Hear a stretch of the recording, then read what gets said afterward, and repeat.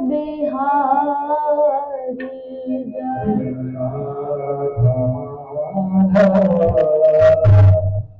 जय जय गोपी जन बल्लभा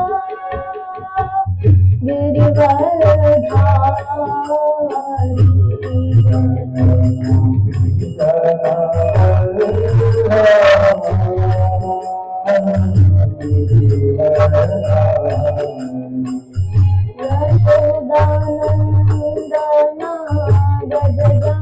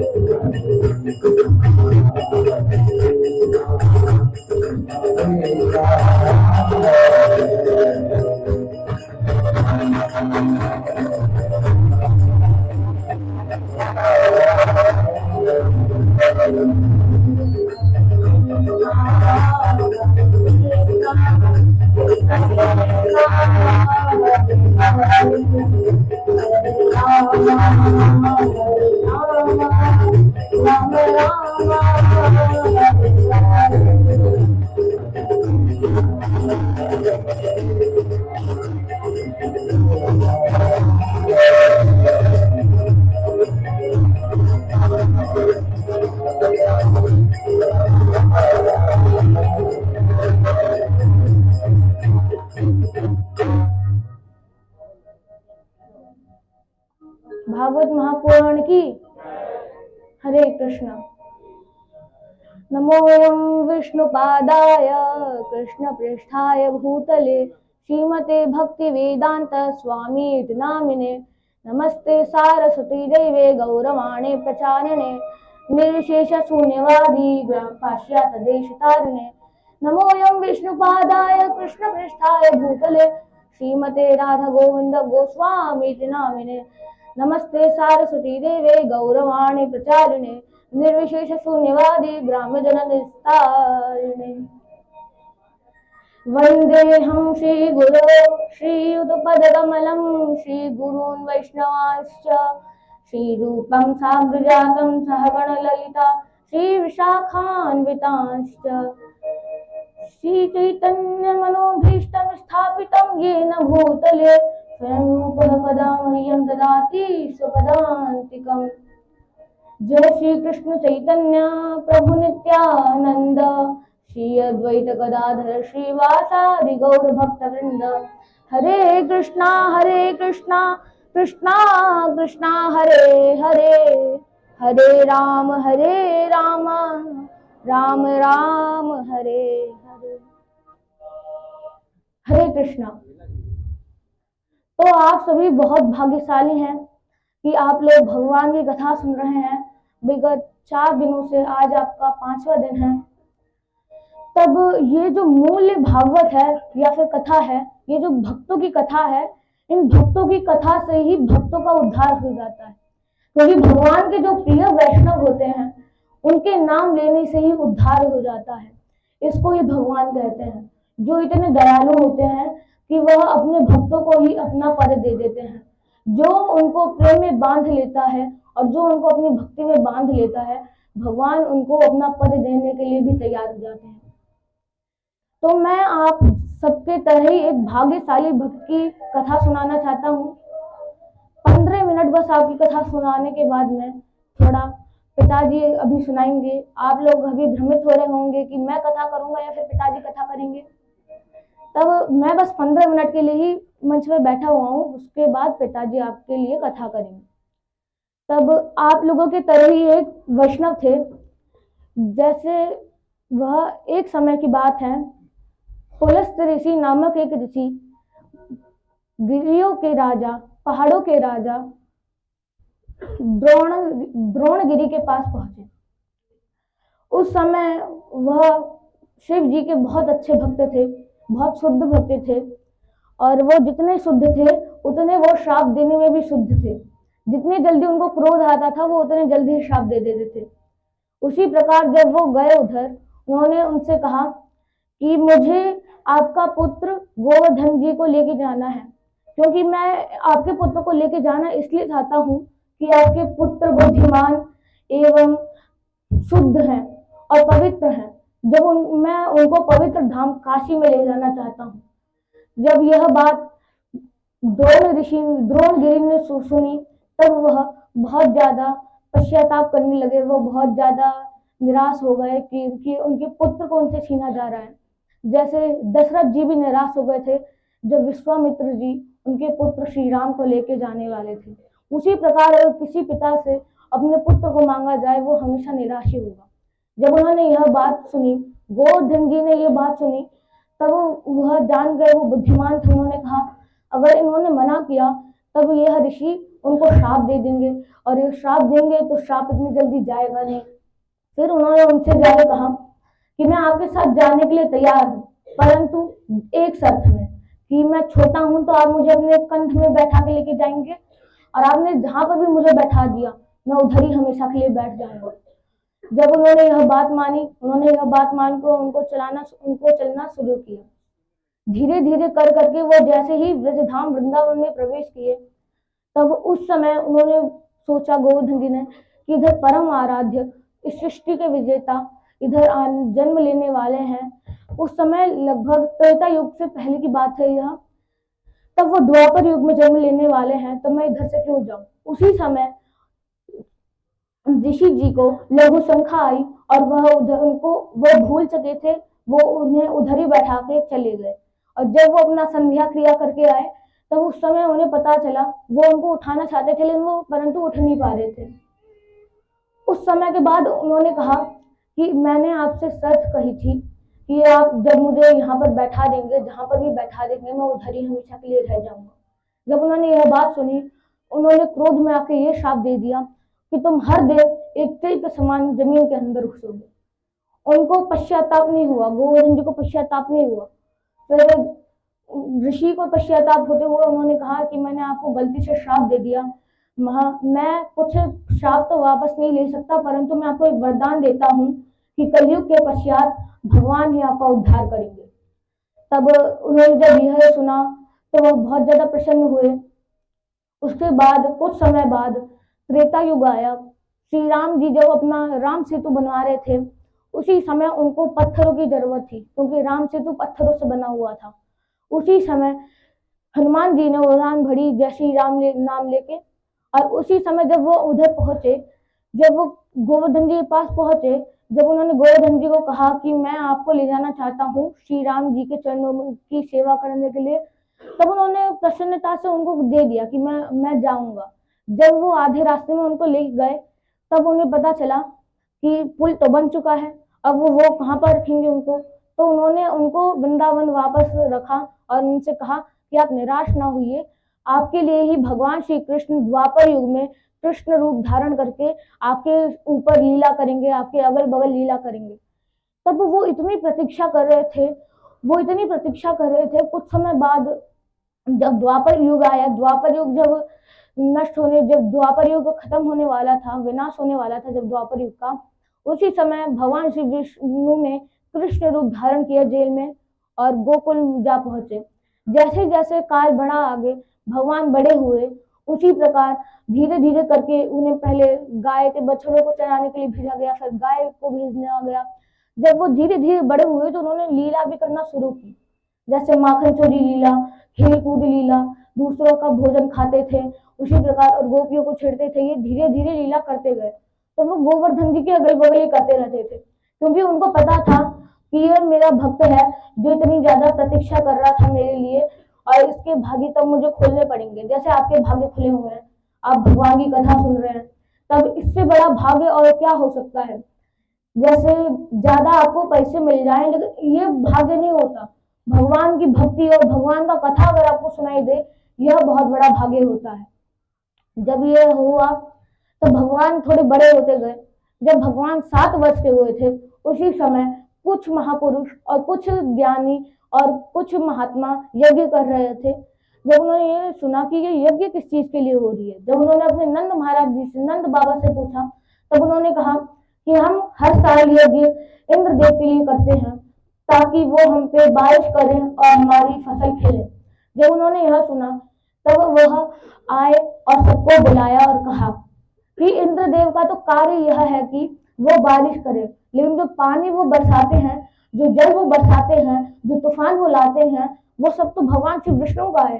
तब आप भगवान श्री विष्णु की पूजा क्यों नहीं करते हैं? और जो आपका खेत खिलता है उसकी वजह तो सूर्य देव है, तो आप सूर्य देव की पूजा क्यों नहीं करते? आप इंद्रदेव की पूजा क्यों करते हैं? तब उन्होंने उन सबको समझाया और कहा कि हमें गोवर्धन जी की पूजा करनी चाहिए, क्योंकि गोवर्धन जी की वजह से ही हमें लकड़ी मिलती है, हमें मीठा पानी मिलता है, हम गाय को मीठा मीठा घास मिलता है, जिसके कारण वो हमें मीठे मीठे दूध पिलाती हैं।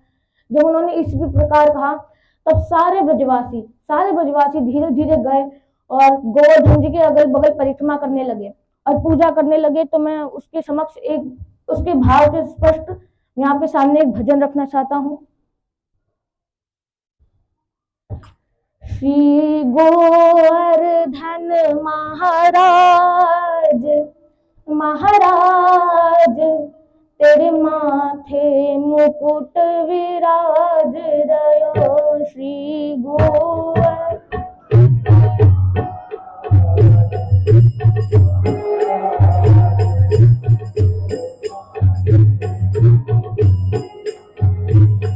श्री गोवर्धन महाराज महाराज, तेरे माथे मुकुट विराज रयो। श्री गोवर्धन महाराज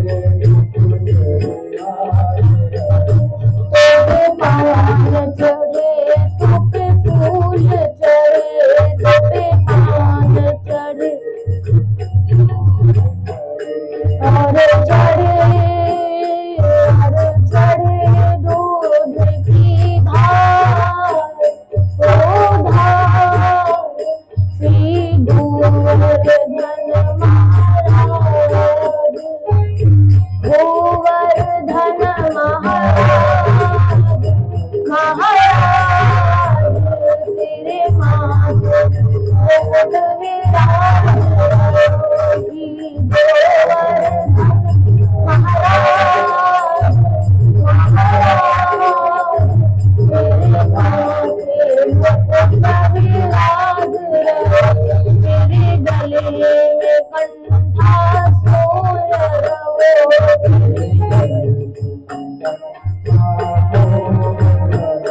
तेरी झांकी बने विशाल विशाल तेरे माथे मुकुट विराज श्री गोवर्धन महाराज महाराज तेरे माथे मुकुट विराज श्री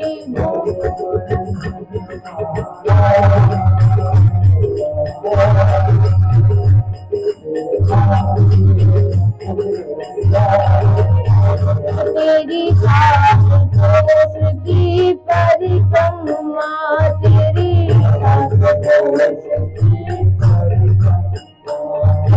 तेरी सास कोस की परिक्रमा तेरी सास कोस की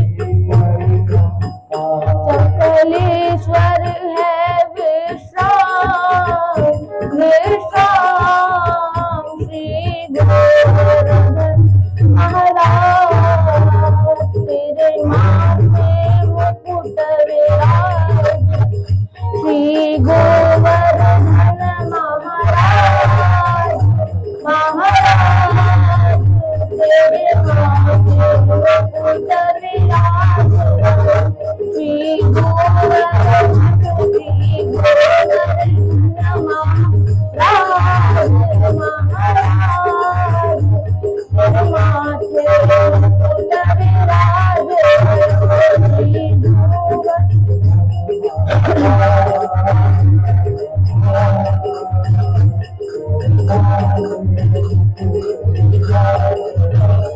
तेरे माथे मुकुट विराज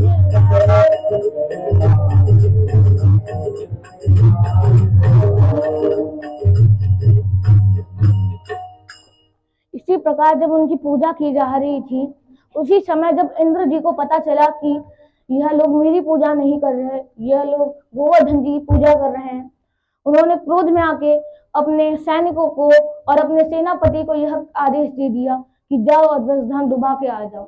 जब वो उधर गए तब भगवान श्री कृष्ण तो भगवान है, उन्होंने दयालुता में आके अपना पद गोवर्धन जी को दे दिया और गोवर्धन जी की अच्छे से पूजा करवाई। उसके पश्चात जब उन लोग पता चला कि अब तूफान आने वाला है तब भगवान श्री कृष्ण ने ज्यादा लोगों के लिए गोवर्धन जी को अपने कनिष्ठ उंगली से खींचा और कनिष्ठ उंगली के बल उन्हें खड़ा करवाया। उसके पश्चात सारे ब्रजधाम और ब्रजवासियों को जानवरों से लेकर गाय तक को सबको आश्रय दिया। जब भगवान यह काम कर रहे थे तब इंद्र देव ज्यादा पानी जब बरसा रहे थे तब बहुत ज्यादा बाढ़ आ गई थी। तब भगवान ने अगस्त ऋषि को याद किया और भगवान ने अगस्त ऋषि को उधर ही प्रकट करवाया। अगस्त ऋषि की कथा यह थी कि एक समय जब पार्वती जी और शिव जी ने अपने यहाँ पर एक पूजा करवाई थी, सुंदर पूजा करवाई थी, वहां पर अब उन्हें साधु चाहिए था जिसके कारण वो उन्हें खाना खिला सके, प्रसाद पान करवा सके। तो जब वो अगस्त ऋषि को लेके आए, अगस्त ऋषि धीरे धीरे खाना खाने लगे। अब धीरे धीरे जब वो प्रसाद पा रहे थे, धीरे धीरे करके उन्होंने सारा सामग्री अपने पेट के अंदर रख लिया। वो धीरे धीरे इतना सारा खाना खा लिए, तब जाके पार्वती जी ने सोचा कि अब तो मेरे पास कुछ नहीं बचा है। तब उन्होंने परम आध्यात्म को, परम आधार्य को, श्री कृष्ण भगवान को याद किया। भगवान श्री कृष्ण छोटे से बालक के रूप में आए और वो जल्दी से खाना खाए, जल्दी से प्रसाद पान किए और जल्दी से ही चले गए। तब अगस्त ऋषि ने कहा कि तुम इतने मूर्ख हो कि तुमने इतने जल्दी से खाना खा लिया और इतने जल्दी से प्रसाद पा के इतने जल्दी से उठ गए। तब उन्होंने कहा कि अब मुझे पानी लग, अब मुझे प्यास लगी, अब मैंने सब कुछ खा लिया, अगस्त ऋषि ने कहा। तब भगवान श्री कृष्ण कहते हैं कि आप चिंता मत करिए, एक समय आएगा मैं आपको पानी बहुत ज्यादा पिलाऊंगा। फिर उन्होंने भगवान श्री कृष्ण ने उनको याद किया और धीरे धीरे करके वो आए और उन्होंने सारा जल का पान किया। जब तूफान थम गया, वो उस समय 7 वर्ष के थे भगवान श्री कृष्ण, और उन्होंने अपनी कनिष्ठ उंगली से पूरे गोवर्धन पहाड़ को उठा रखा था, पर्वत को उठा रखा था। गोवर्धन पर्वत जितना छोटा दिखाई देता है उतना है नहीं। अब सोचिए कि अब कोई कहे कि मैं भगवान के बराबर हूँ, मैं भगवान से ज्यादा अच्छा काम कर सकता हूँ। अब भगवान की तरह आप कनिष्ठ उंगली पे गोवर्धन जी पहाड़ को उठाकर दिखाइए, उसी प्रकार जब तूफान थमा 7 दिनों के बाद, तब भगवान ने उन्हें गोवर्धन जी को वहां पर ही रखा। उस समय गोवर्धन जी को भी आनंद आ रहा था, क्योंकि वो भगवान के ऊपर थे। वो कभी भगवान उनके ऊपर चढ़ते थे, कभी भगवान उनके नीचे जाते थे। तब जब तूफान थमा, तब इंद्र जी को पश्चाताप हुआ कि मैंने ये क्या कर दिया, मैंने परम आराध्य को समझ नहीं पाया और भगवान श्री विष्णु के चरणों में इतनी बड़ा पाप कर दिया। जब उन्होंने यह सोचा और वो जब भगवान श्री कृष्ण के चरणों में आए, तब भगवान श्री कृष्ण प्रसन्न होकर कह रहे कि मैं आपसे दुखी नहीं, मैं आपसे प्रसन्न हूँ, क्योंकि आपने ही तो सारे ब्रजवासियों, सारे गौ को, सारे मेरे माता पिता को और सारे मित्रों को मेरे साथ खड़ा करवाया, जिसके कारण मुझे बहुत प्रसन्नता हुई, और वो भी 7 दिनों तक। उसी समय इंद्र जी ने उनके लिए उनका अभिषेक किया जल, दूध, घी से। तो उस समय इतना बड़ा उन्होंने कुंड बना दिया था अभिषेक कर करके कि गोवर्धन जी की परिक्रमा में अभी भी वो कुंड गोविंद कुंड के नाम से प्रसिद्ध है। हरे कृष्णा कृष्णा कृष्णा हरे हरे, हरे राम राम राम हरे। तब धीरे धीरे समय बढ़ा। भगवान जब 11 साल के हुए, 11 वर्ष के हुए, तब उन्हें कंस को मारने के लिए भी जाना था। उस समय भी भगवान इतने दयालु है कि उस समय भी वो गोवर्धन जी के ऊपर ही खेल रहे थे, गोवर्धन जी के अगल बगल ही खेल रहे थे। फिर उन्होंने प्रतीक्षा, अभी भी गोवर्धन जी प्रतीक्षा कर रहे हैं कि कब कलयुग का विनाश होगा, कब कलयुग खत्म होगा, कि मेरे परम आराध्य आए और मेरी मुक्ति करें और मेरा उद्धार करें। इसी तरह से हमें भी भगवान की प्रतीक्षा करनी चाहिए। यह नहीं कि उद्धव जी को तो इतने जल्दी मिल गए थे, ध्रुव जी को तो इतने जल्दी मिल गए थे, हमें कब मिलेंगे। तब जो गोवर्धन जी थे उनको भी तो इतना लेट लगा था, उनको भी दो युग चले गए थे तब जाके भगवान मिले थे। इसी तरीके से हमें भगवान के लिए इंतजार करना चाहिए, भगवान की पूजा करनी चाहिए। अगर भगवान हमसे प्रसन्न हुए तो भगवान हमें भी अपना पद दे सकते हैं। भगवान इतने दयालु हैं कि उन्होंने भी जो भी उनके भक्त बने, भगवान ने उन्हें अपना पद दिया। जैसे शिव जी, हनुमान जी, गोवर्धन जी और माता जी, देवी माँ। उसी प्रकार अगर हम लोग भी भगवान की सेवा में मदद करेंगे, भगवान जी की सेवा करेंगे और भी भक्तों को ज्वाइन करेंगे, तब भगवान उनसे बहुत प्रसन्न होंगे। जितना दूसरे भक्त को नहीं मिलेगा, उतना जिन्होंने ज्वाइन किया है, जिन्होंने दूसरे लोगों को भक्त बनाया है, उसको मिलेगा। क्योंकि देखिए प्रभुपाद जी जो थे, उन्होंने खुद भी भक्त बने और दूसरे दूसरे जगह जाके भगवान के भक्तों को भी बनाया, जिसके कारण प्रभुपाद जी का अभी भी नाम लिया जाता है, उनकी आरती की जाती है। उसी प्रकार अगर हम लोग भी भगवान की सेवा में मदद करेंगे, भगवान की पूजा करेंगे, तो क्या पता कि इस मनुष्य जीवन के लिए हमारी आत्मा या फिर हमें परमात्मा मिले। उसी प्रकार हमें भी भगवान की पूजा करनी चाहिए। हरे कृष्ण। अभी कीर्तन करिए, कीर्तन।